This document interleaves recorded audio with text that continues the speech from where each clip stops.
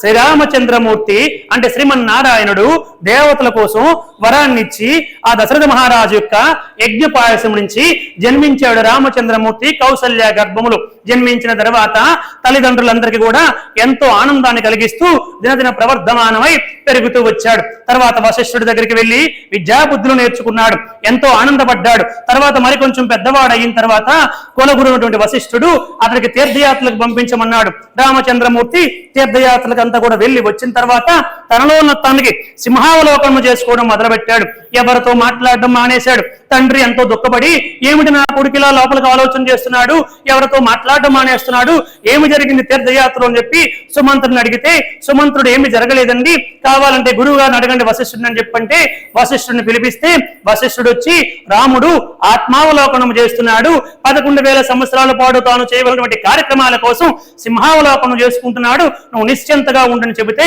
తండ్రిగా ఉన్నటువంటి దశరథ మహారాజు మాత్రం నిశ్చింతగా ఉండలేక రామచంద్రమూర్తికి వివాహం చేయాలని సంకల్పించుకున్నాడు. అదే సమయానికి వివాహం చేయాలని సంకల్పించుకోవడంతో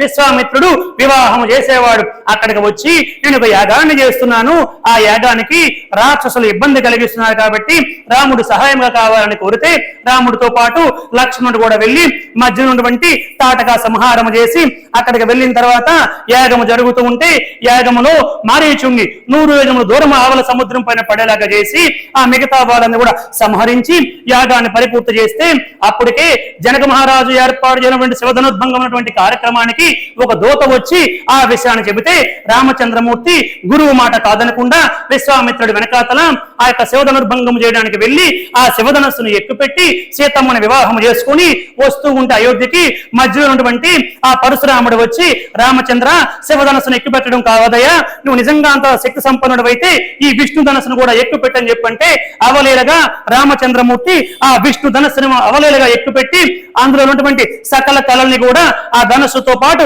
సకల కళని కూడా తనలోకి తీసుకుని అయోధ్య నగరానికి వచ్చి 12 సంవత్సరాల పాటు ధర్మ పద్ధతిగా సీతమ్మతో కలిసి ఆనందంగా జీవితాన్ని గడుపుతూ ఉంటే దశరథ మహారాజుకి నా కుమారుడు ఇంత గొప్ప పేరు ప్రఖ్యాతులు సంపాదించుకుంటున్నాడు కాబట్టి నేను వృద్ధాప్యంలోనికి వచ్చేసాను కాబట్టి ఇతడికి యువరాజుగా పట్టాభిషేకం చేద్దామని సంకల్పించుకుంటే రాత్రికి రాత్రి మందర వెళ్లి కైకేయికి దుర్బోధన చేసి అలనాడు దేవదానవ యుద్ధంలో నీకు 2 వరాలు ఇస్తానని మాట ఇచ్చాడు కాబట్టి ఆ 2 వరాలు నేడు కోరుకో, లేకపోతే జీవితాంతం కూడా నువ్వు దాసిగా పనిచేయవలసి వస్తుందని లేనిపోని మాటలతో నూరు పోస్తే చేసింది లేక కైక అర్ధరాత్రి వేళ దశరథ మహారాజుకి ఆనాడు ఇచ్చినటువంటి 2 వరాలు నాకు ఇవ్వని చెప్పి కోరితే దశరథుడు ఏమీ చేయలేక నిర్ఘాంతుడైపోయి తెల్లవారులు ఆవిడ పాదాల పైన పడి ఏడిస్తే తెల్లవారుసరికి రామచంద్రమూర్తి సుమంతుడి ద్వారా వచ్చి ఆ 2 వరాలు తెలుసుకుని రాముడు అవలేలుగా నా తమ్ముడు భరతుడు రాజ్యాన్ని పరిపాలిస్తే ఏమిటి, నేను పరిపాలిస్తే ఏమిటి, నేను తప్పకుండా వాటికి అంగీకరిస్తున్నాను, తండ్రి మాట నిలబెట్టలేని కొడుకు ఉంటే ఎంత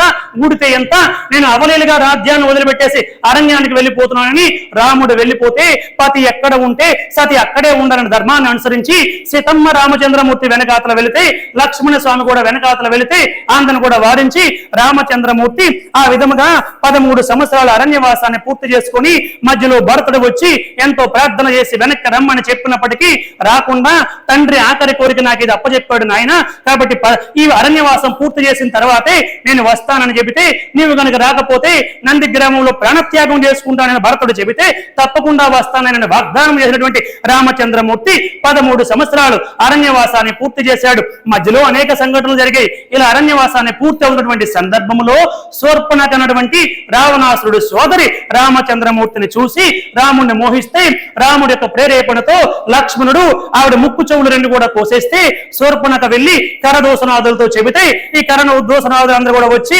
రామచంద్రమూర్తి పైన పడితే రాముడు అవలేలగా 1 గంట 12 నిమిషాల్లో 14,000 మంది కరదోషనాథులను కూడా సంహరించేసి ఆనందంగా ఉంటే ఈ విషయం తెలుసుకున్నటువంటి రావణాసురుడు మారీచుడు ద్వారా వచ్చి భవతి భిక్షాందేహి మాధవ కమలము తల్లని చెప్పి మాయావేశంలో వచ్చి సీతమ్మని తీసుకుని పోయాడయ్యా. ఆ సీతమ్మని తీసుకుని వెళ్ళిపోతే రాముడు ఎంతో దుఃఖించి బాధపడుతూ ఉంటే కబంధునటువంటి వాడు వచ్చి అయ్యా ఇక్కడ ఋషిముఖ పర్వతం పైన సుగ్రీవుడు ఉన్నాడు, వాలి చేతిలో నిగ్రహించబడి ఉన్నాడు, అతను కూడా భార్య లేక చాలా ఇబ్బంది పడుతూ ఉన్నాడు, నీవు వెళ్ళి ఆ సుగ్రీవుడితో స్నేహము చేసుకుంటే తప్పకుండా తప్పకుండా నీకు భవిష్యత్తు బాగుంటుంది, అక్కడే నీ భక్తుడైనటువంటి రామచంద్ర ఆంజనేయ స్వామి కూడా ఉన్నాడు అని చెబితే ఆంజనేయ స్వాముడు వచ్చి వాళ్ళిద్దరికి కూడా స్నేహాన్ని అగ్నిసాక్షిగా ఏర్పాటు చేస్తే రామచంద్రమూర్తి వాళ్ళని సంహరించి సుగ్రీవుడికి పట్టము కట్టి వాళ్ళ కొడుకున్నటువంటి అంగదుడిని యువరాజుగా చేసి 4 నెలల పాటు భార్యా బిడ్డలకి దూరంగా ఉన్నావు కాబట్టి ఆనందంగా పోయి నీ భార్యా బిడ్డలతో సుఖంగా సంతోషంగా ఉండి తర్వాత వచ్చి నా భార్య సీతమ్మ ఎక్కడుందో నాకు నెతికి పెట్టి సహాయం చేయి అని చెప్పి సుగ్రీవుని పంపిస్తే సుగ్రీవుడు వెళ్లి ఆనందంగా జీవితాన్ని గడిపి తర్వాత వచ్చి అనేక ప్రాంతాల్లో కోట్లాది మంది వానరులందరూ కూడా రప్పించి వాళ్ళందరూ కూడా అనేక ప్రాంతాలకు పంపిస్తే ఆంజనేయ స్వామిని పిలిచి అంగుళీకాన్ని తీసి శ్రీరామచంద్రమూర్తి ఇచ్చి నాయనా సీతమ్మకి ఈ యొక్క ఉంగరాన్ని తప్పకుండా ఇవ్వు, నువ్వు సీతమ్మను చూడగల ధీరుడివి అని మనస్సులో పెట్టుకుని ఆంజనేయ స్వామికి ఇస్తే ఆంజనేయ స్వామి ఆ ఉంగరాన్ని తీసి నెత్తిని పెట్టుకుని దక్షిణ తీరానికి వెళ్లి 107 సముద్రాన్ని ఆవలికి దాటి అక్కడ అశోక వృక్షములో సింసిప వృక్షము కింద ఉన్నటువంటి సీతమ్మను చూసి వాయువేగంతో వెనక్కి వచ్చి రామచంద్ర ప్రభు సీతమ్మ నిక్షేపములాగా ఉంది, నిరంతరము రామచంద్ర రామచంద్ర రామచంద్ర నిన్నే స్మరిస్తూ ఉంది, మనము తక్షణమే ఆవలికి వెళ్ళాలి, ఆ రావణాసుడు సంహరించాలి, ఆ కుంభకర్ణుడు ఇటువంటి వాడు, ఆ మేఘనాథుడు ఇటువంటి వాడు, నేను ఎప్పటికే లంకాపట్నానికి మొత్తంలో నిప్పు పెట్టి వచ్చాను కాబట్టి రామచంద్ర మనము తక్షణమే బయలుదేరి వెళ్ళాలని చెప్పంటే అందరూ కూడా ఋషిముఖ పర్వతం నుంచి ఈ సముద్ర తీరం దగ్గరికి వచ్చి ఈ సముద్ర తీరం దగ్గర కూర్చొని ఉన్నారు నాయన అని చెప్పాడు ఆ యొక్క సూతుడు.